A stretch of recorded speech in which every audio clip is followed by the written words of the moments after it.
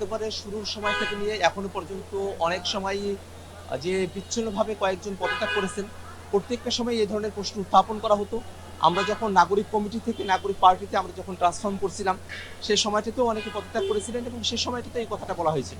আমরা সবসময় সবার জন্যই জাতীয় নাগরিক পার্টির যে মতাদর্শের জায়গা আছে, আমরা যে মধ্যমপন্থী জায়গা থেকে নতুন বাংলাদেশের বিনির্মাণের যে যাত্রায় আমরা সামিল রয়েছি, সেই জায়গায় আমরা সকলকে আমরা সবসময় স্বাগত জানিয়েছি।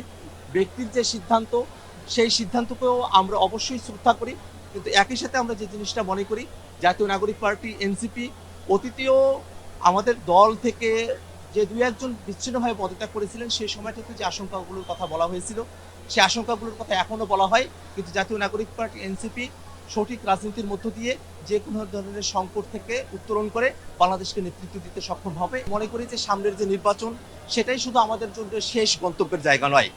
এই নির্বাচন শুধু নয়, জাতীয় নাগরিক পার্টি এনসিপি বাংলাদেশকে নেতৃত্ব দেওয়ার স্বপ্ন দেখে। সামনের দিনে আরও অনেক সংকটের সময় আসবে, সেই সময়গুলোতে জাতীয় নাগরিক পার্টি বাংলাদেশের হয়ে, জনগণের হয়ে বাংলাদেশকে তারা নেতৃত্ব প্রদান করবে। এই জাতীয় নাগরিক পার্টি এনসিপি নেতৃত্বরাই 24-এর আন্দোলনের সময়টাতে বাংলাদেশের মানুষকে তারা নেতৃত্ব দিয়েছেন। সেই নেতৃত্বের জায়গা থেকেই আমাদের মধ্যে বাংলাদেশকে নতুন করে গড়ার যে আকাঙ্ক্ষা, সেই আকাঙ্ক্ষাকে বাস্তবায়নের জন্য শুধু সামনে নির্বাচন নয়, সেই নির্বাচন পরবর্তী সময়েও জাতীয় নাগরিক পার্টি এনসিপি তার মতাদর্শের জায়গা নিয়ে, তার লক্ষ্যের জায়গা নিয়ে অটল থাকবে এবং বাংলাদেশকে নতুন করে গড়ার যে যাত্রা, সেই যাত্রায় বাংলাদেশের জনগণ জাতীয় নাগরিক পার্টি এনসিপির সঙ্গেই থাকবে, এই আশাবাদী আমরা ব্যক্ত করছি ইনশাআল্লাহ।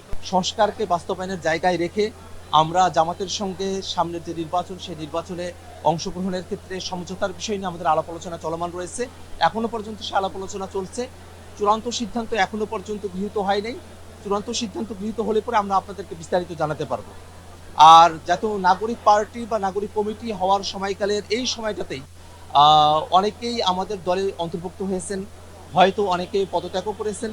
কিন্তু এটা একটা রাজনৈতিক দলের বিকাশের ক্ষেত্রেই পদত্যাগ বা যোগদান করা এটা খুবই স্বাভাবিক একটা ঘটনা প্রবাহ। আমরা পার্টির যারা নেতৃত্ব আছি, পার্টির যারা সাধারণ সদস্যরা যারা আছি, আমরা পার্টির সিদ্ধান্তের প্রতি আমরা অটল থাকবো এবং আমরা মোটা থেকে যেটা চাই যে বাংলাদেশে একটা নতুন রাজনীতি দাঁড় করানো প্রয়োজন। আমরা যারা এই বাংলাদেশের নতুন রাজনীতিকে আমরা দাঁড় করানোর চেষ্টার মধ্যে দিয়ে সংগ্রামে অবতীর্ণ হয়েছি, আমরা সকলে ঐক্যবদ্ধ থেকে আমাদের চেষ্টাকে সফল করবো ইনশাআল্লাহ। শাহবাগখানায় নিয়ে গিয়ে আমাকে চোখ বেঁধে ডিবি অফিসে নিয়ে গিয়ে নির্যাতন করা হয়। পরবর্তীতে আমি সে মামলাগুলোতে জামিন পেয়েছিলাম। সে সময়টাতে এই মোদিবিরোধী আন্দোলনের প্রেক্ষিতে আমার নামে 2টা মামলা হয়। সেখান থেকে পরবর্তীতে বিস্ফোরক দ্রব্য আইনে আরও একটি মামলা উদ্ভূত হয়। এই 3টি মামলার মধ্যে একটা মামলায় গত 11 সেপ্টেম্বরে আমি খালাস পেয়েছি এবং আজকে 2টি মামলায় কোর্ট পরিবর্তন হওয়ায় আমরা কোর্টে এসেছিলাম এবং কোর্টে আত্মসমর্পণ করে আমরা জামিন প্রার্থনা করেছি এবং মহামান্য আদালত আজকে আমাদেরকে জামিন মঞ্জুর করেছেন। বিগত আওয়ামী ফেসিবাদের সময়টাতে অসংখ্য ভুয়া মামলা, অসংখ্য নিপীড়নমূলক মামলা, অসংখ্য জালিয়াতি মামলা, এই মামলাগুলো বাংলাদেশের বিরোধী রাজনীতির সঙ্গে যারা যুক্ত ছিলেন, যারা সাধারণ মানুষ ছিলেন, তাদের ব্যাপারে এই মামলাগুলো করা হয়েছে।